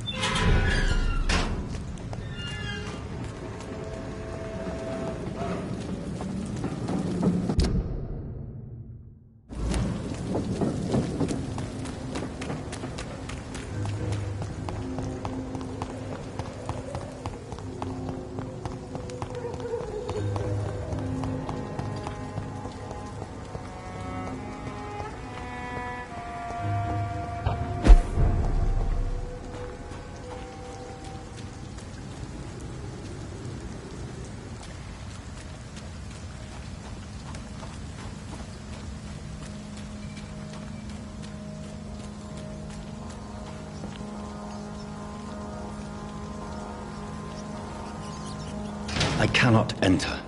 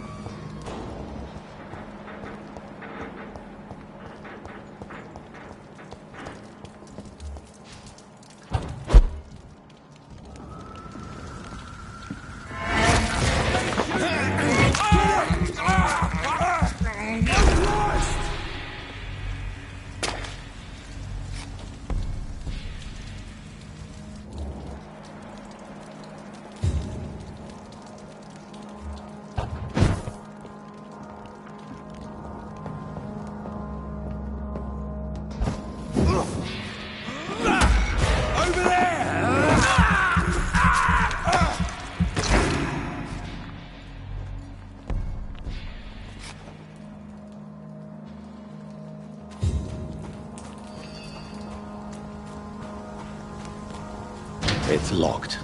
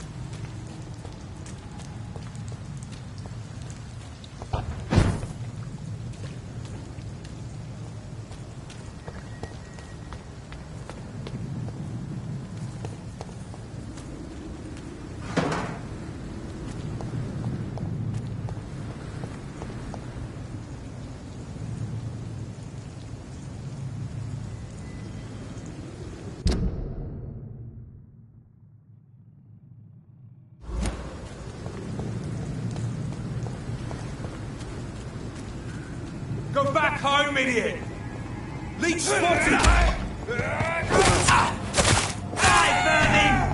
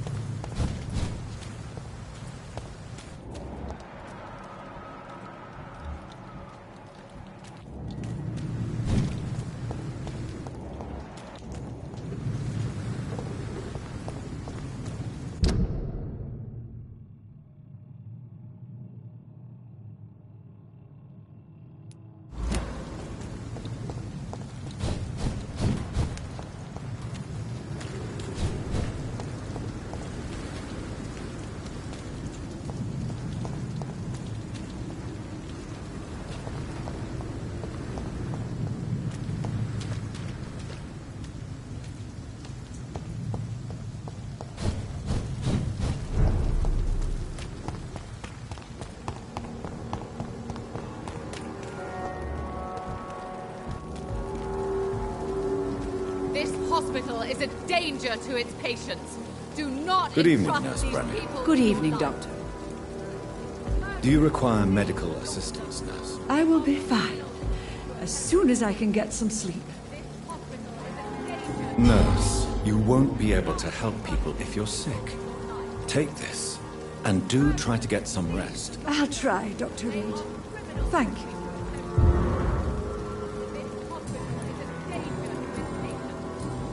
Goodbye, nurse.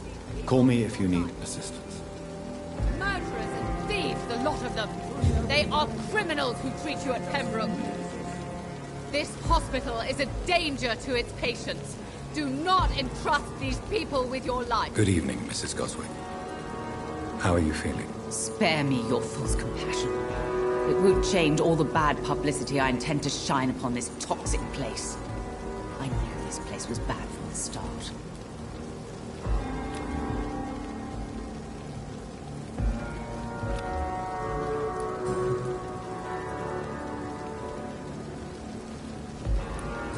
What do you mean by a toxic place? I hold you responsible, sir. You and everyone else in this shameful hospital. I was a fool to bring my Mortimer here. Fool. A fool? What do you mean by that? He tried to kill himself. I had him hospitalized in this secluded place to avoid a legal inquiry. And now he's been murdered. Why hide his suicidal tendencies? Mortimer was already so fragile.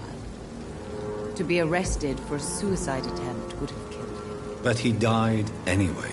Violently murdered, yes. My poor boy escaped tragedy only to face an even worse fate.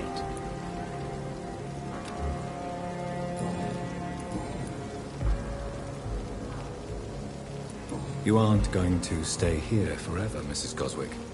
What are you going to do after your crusade against the hospital? I'll stay as long as I want to, sir. I'm rich. Very rich.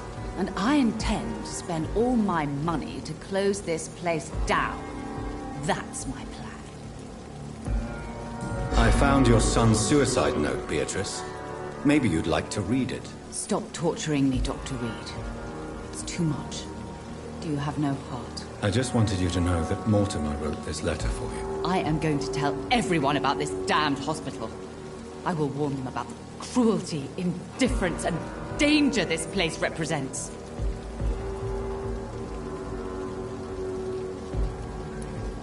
I don't expect you to believe me, but I admire your courage. I really do. I never gave up on my son. Despite everything he's done, everything he has said, I thought I could save him. Even from himself.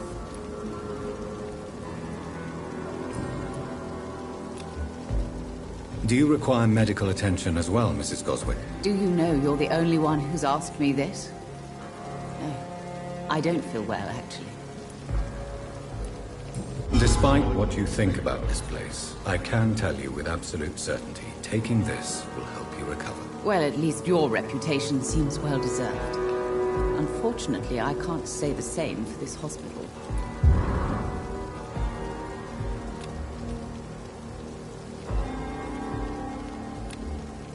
Goodbye, Mrs. Goswick.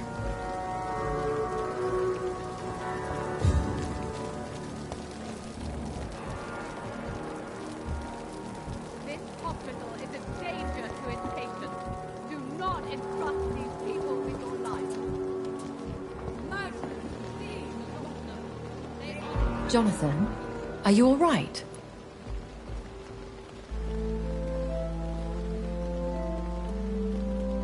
Words cannot describe the emptiness. I'm here for you, Jonathan. If you ever need to talk. Could I ask you some delicate questions? Ask, and I will answer if I choose. There's so much I want to know. I mean, what? Where? Who? Slow down, Jonathan. And please, not all questions should be answered. Please tell me. Are you Lady Ashbury? Is that your real name? Yes, and no. I was born Elizabeth Samantha Mary Englewood. Out of pure vanity, I cannot tell you when I was born. Where? I mean, you don't live here. I have a house in London, where I reside with my daughter. A daughter? Is she, No. Charlotte is a perfectly normal young lady. And if you must know, I adopted. Perhaps you'll meet her someday. How do you live with the guilt? I can't answer that, Jonathan. But we have to accept our nature. Nothing good can come of fighting who we are.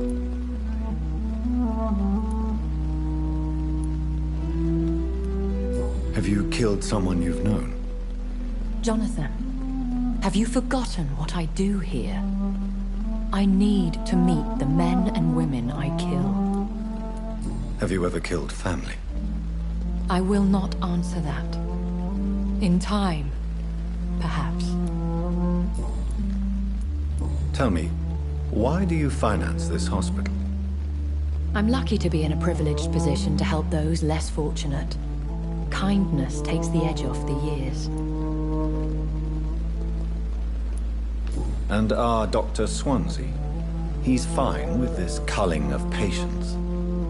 Dr. Swansea is a man firmly rooted in the realities of the modern world. He understands what we're trying to achieve here. If you'll forgive me, it seems a little hypocritical healing those that you may kill. Jonathan, we are what we are. A paradox. Dead flesh with a lust for life. I'll see you later.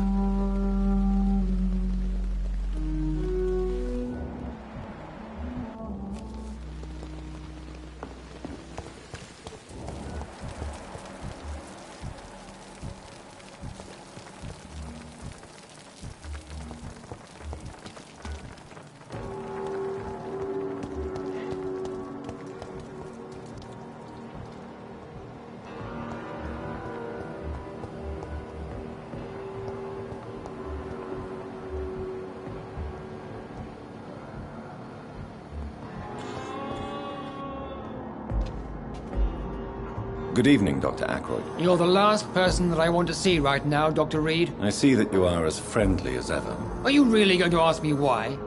That would just be more evidence of your selfishness. What do you think of Dr. Tippett's opinion of your promotion, Waverly? Who cares? How could I ask for a promotion after we let a patient be killed? That would be disgraceful.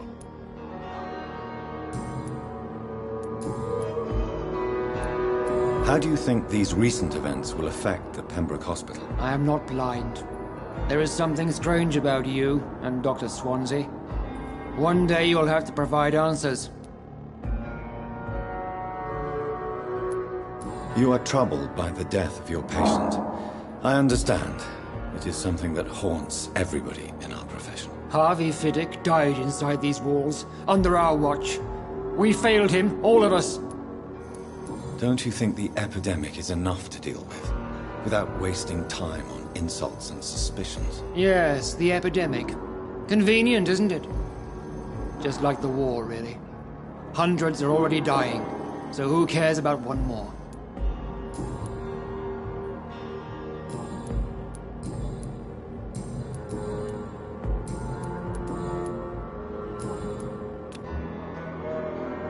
Do you need my assistance? Don't be ridiculous.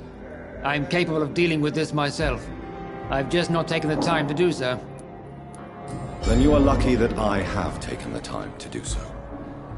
Consider it a gesture of solidarity between professionals. I wish this hospital could have received as much attention from you, Dr. Reed. We do not see you in surgery very often.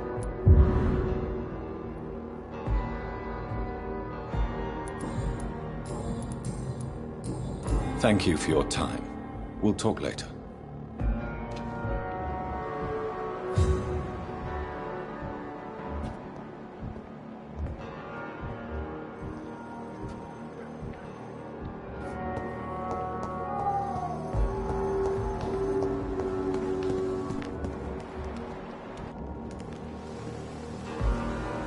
Good evening, Dr. Reed.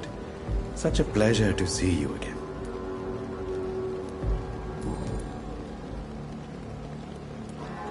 A pawnbroker? I expect to get all types of people here. Yes, sir. All kind of people. For I sell all kind of goods.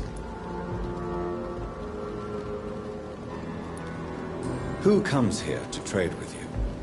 It's very unhygienic, even unsafe. Diseases can spread. For the customers, for the hospital. I'm very cautious, sir. I've been a doctor, remember? And all my clients are good people. In fact, I think I only know good people. What kind of goods? With the quarantine, it's not always easy to buy things. So I trade, I exchange. Some people sell, some others buy. I like to help. Since you're not afraid of dying, do you believe in life after death, Rakesh? No. I believe we must do all the good we can while alive. For our time is short, and the obstacles are endless. Do you think you would enjoy immortality as a concept? I don't think so. Don't mistake me. I love life, and I'd like to live a long life. But everything has to decay, sir. Even goodwill. Do you really believe goodwill cannot last? As I said, sir, everything decays. If I was to never die, goodness, I would be bored or worse. And I like to be helpful, sir. Quite depressing, wouldn't you say? Yes, but the good news is, we'll all die before losing our humanity, sir. So you're ready to die? No, I am not. I don't fear death, for I won't see it. What troubles me is the pain my death will inflict to those I know. You're a wise man, Mr. Chidana. No, Dr. Reed. I am a foolish man. But I like to think otherwise.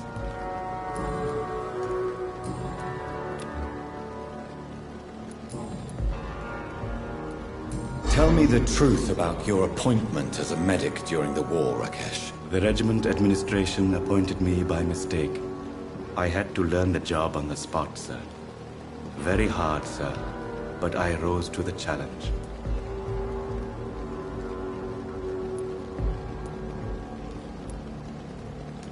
Do you realize how many soldiers died because of that decision? You should have refused. Yes, sir. I swear I did, sir. But no one listened. When the first wounded arrived, I had to do what I could. It is an unbelievable story, Mr. Chidana. It was a time beyond belief, Dr. Reed. But I'm happy not to deal with the wounded. I prefer caring for the dead now. You can't impersonate a doctor. You can't improvise a medical education. People could die at your hands. You're absolutely right, sir. But as a field surgeon, it was more like being a butcher. Do you believe you have really helped these people? My ratings were within the averages of the regiment.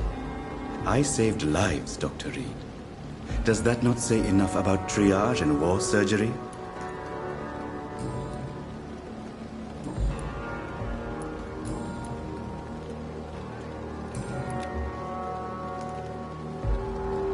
Do you need medical attention? Well, the proximity of the dead is not the most healthy company, even if the quiet can be appreciated. Don't take too many risks with your health, Mr. Chidana. None of us are immune to this disease. And that is a good thing. Death and disease is a constant reminder of our mortality. But you have my thanks, Dr. Reed. Goodbye, Mr. Chidana.